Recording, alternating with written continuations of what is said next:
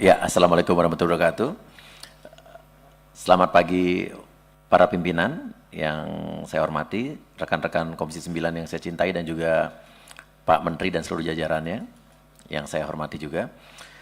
Jadi, begitu banyaknya kasus-kasus bullying di PPDS yang terungkap ini, saya pikir memang perlu adanya pembentukan Satgas Anti Bullying, Pak, di PPDS yang pastinya melibatkan Kementerian Kesehatan.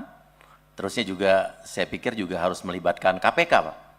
Kenapa KPK? Karena yang saya tahu juga di peserta PPDS ini juga ada yang beasiswa, di mana beasiswa itu dibiayai sepenuhnya oleh negara.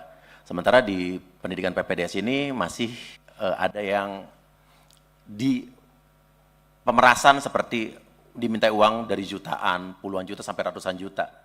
Ini dijadikan wahana bagi para senior-senior di kedokteran PPDS. Kemana uangnya? Jadi itu perlu KPK terlibat di sini. Dan instansi seperti kejaksaan, polisi juga perlu. Dan DPR juga di sini sebagai perwakilan rakyat juga perlu mengawal ini. Dan saya pikir ini memang perlu adanya efek jera, karena kalau selama ini, kecuali yang undip ya, kasus-kasus di kedokteran PPDS ini hanya diberikan saksi-saksi administratif seperti skorsing 6 bulan atau sanksi tidak bisa mengajar selama berapa lama, tapi buktinya sampai sekarang masih terus berlanjut. Dan kasus undip yang viral ini saya pikir sudah menghentikan kasus-kasus bullying seperti ini, tapi ternyata baru beberapa hari yang lalu kita dengar di Unsri, Sriwijaya juga terjadi lagi kasus sampai ada seorang dokter senior yang menendang testis dari salah satu dokter PPDS anestesi prodinya kalau nggak salah. Dan ini yang dilakukan oleh inisial YS, yang ternyata YS ini bukan hanya sekali ini saja melakukan, tapi di 2019 pernah ada laporan juga, dia diberi sanksi tidak mengajar selama 2 tahun karena melakukan bullying-bullying lainnya.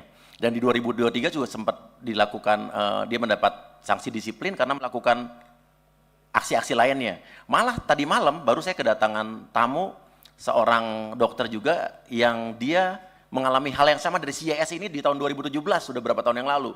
Dan dia tadi malam datang dari Lumajang, datang sampai dia berhenti dari Unsri, Prodi Obgyn pada saat itu. Dan dia mengalami kasus dengan YS ini di saat dia mengambil mata kuliahnya anestesi. Nah, jadi saya pikir memang perlu adanya Satgas Anti Bullying ini yang perlu kita sikapi bersama. Dan perkara-perkara PPDS yang berhubungan dengan kekerasan yang datanya mungkin sudah ada di Kemenkes, menurut saya harus dibuka, Pak. Diserahkan ke kepolisian biar ada efek jera. Dan adanya Satgas Anti Bullying tadi, kita bayangkan jika Satgas Anti Bullying ini berhasil menindak secara hukum, akhirnya menjebloskan 5 aja dokter setahun yang melakukan hal seperti itu, saya pikir tidak akan ada dokter-dokter lain yang melakukan hal yang itu. Dan kita percaya masih lebih banyak dokter-dokter yang profesional dan baik dibanding oknum-oknum ini. Dan untuk kasus-kasus yang saya terima, di beberapa waktu terakhir saya berikan 2 contoh kasus aja. Pertama, ada Wildan Ahmad Furkon, mantan dokter PPDS di Bandung RSAS yang sampai keluar dari dokter spesialis ortopedi karena mengalami perundungan fisik tiap malam sampai dia harus berdiri dengan 1 kaki sampai 3 jam, disuruh push up, jalan jongkok, merangkak, terus harus dia mengangkat kursi lipat yang ada mejanya selama 1 jam, disuruh bayarin servis mobil senior, disuruh bayarin clubbing, dan biaya entertain yang dikeluarkan dari seorang Wildan ini sampai 500 juta untuk 3 semester. Dan saat semester 1 dia harus menyediakan seperti tas Doraemon yang isinya power bank yang bisa 20 biji untuk kebutuhan senior, Pak. Dan intinya adalah karena dia sempat pulang karena harus istrinya melahirkan, dia sampai akhirnya dihukum selama sebulan, nginep di rumah sakit, nggak boleh kemana-mana, dan sampai rumah sakit didorong, di toilet, ditampar, dipukul, dan dia tidak boleh. Setelah speak up dia malah justru sampai sekarang belum ada tindakan sama sekali dari rumah sakit dan kampus buat selesaikan masalahnya. Itu yang mengadu ke saya. Masalah kedua adalah untuk yang di UGM, lagi-lagi PPDS ortopedi. Dr. Marcel yang pada saat itu dia mengalami hal yang sama, kurang lebih ada yang namanya parade setiap malam. Di situ ada penghakiman seperti push up, sit up, dilamperin botol, dipukul terus ditampar, dan sampai dipersekusi di dalam ruangan sempit, dipukul beramai-ramai atas perintah kepala senior residen. Dan pernah juga dia yang memukul dia adalah justru yang sekarang adalah mantu dari rektor.